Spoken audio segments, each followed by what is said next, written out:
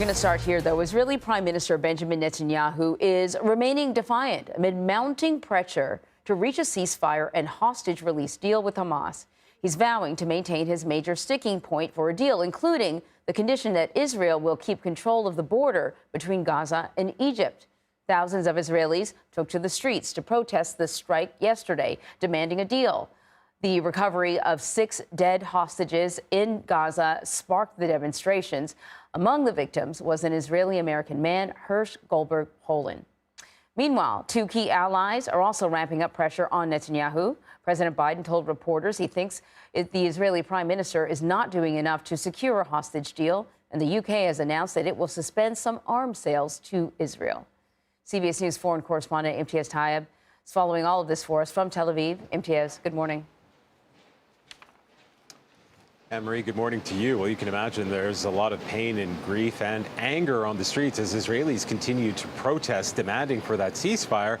And yet, Prime Minister Benjamin Netanyahu continues to push back against this pressure, of course, to agree to that deal following the killings of the 6 captives in Gaza. Now, that includes 23-year-old Israeli-American Hersh Goldberg Poland.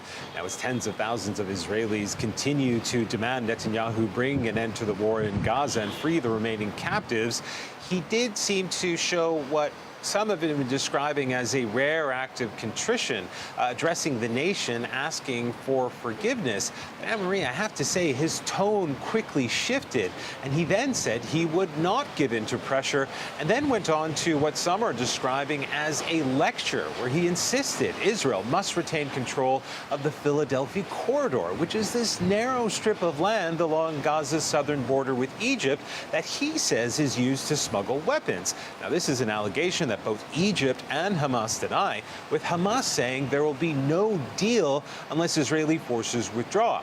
Now, speaking to reporters outside the White House, President Biden said it was clear Netanyahu isn't doing enough to end the war. Now, this is as thousands of people gathered in Jerusalem on Monday to say their last goodbyes to Israeli-American Hersh Goldberg Poland. His body was recovered from that Gaza tunnel alongside the remains of 5 other hostages. And initial autopsy reports found all were shot dead within days of being found. Now, all of this as the war on Gaza rages on.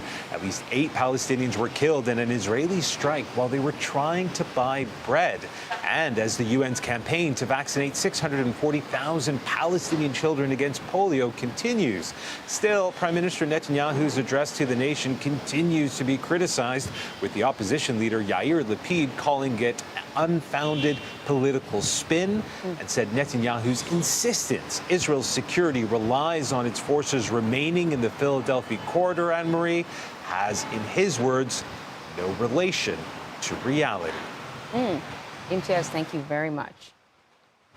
So we're going to dig a little deeper into the conflict in the Middle East. I want to bring in Samantha Vinograd. She is a CBS News national security contributor and the former U.S. Assistant Secretary for Counterterrorism.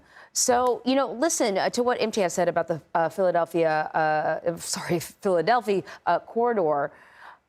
You know, some have accused the prime minister of moving the goalpost, because in earlier negotiations, I don't remember this strip of land being a non-negotiable, but it seems that it is now. Tell us about the significance of this strip of land, and does Benjamin Netanyahu have a point that it is crucial when it comes to security of Israel in the future?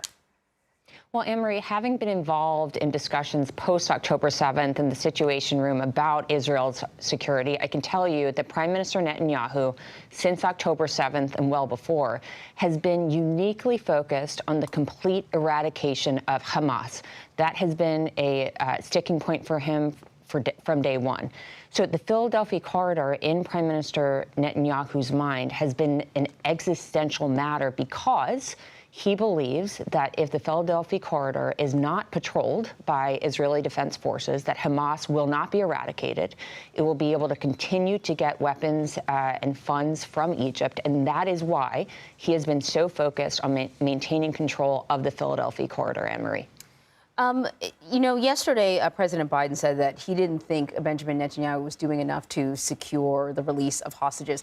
I mean, I know the words are not particularly strong words. They're sort of outright, direct, harsh criticism, but it is a little bit of a shift in language and more direct language. And of course, we've seen what happened in the UK, where they voted in favor of holding back on some of the sort of military assistance that they've been giving to Israel. I mean, how much should we read into these words and these decisions? Well, just to note, the UK decision to withhold certain weapons is not linked to Netanyahu's position in the negotiations.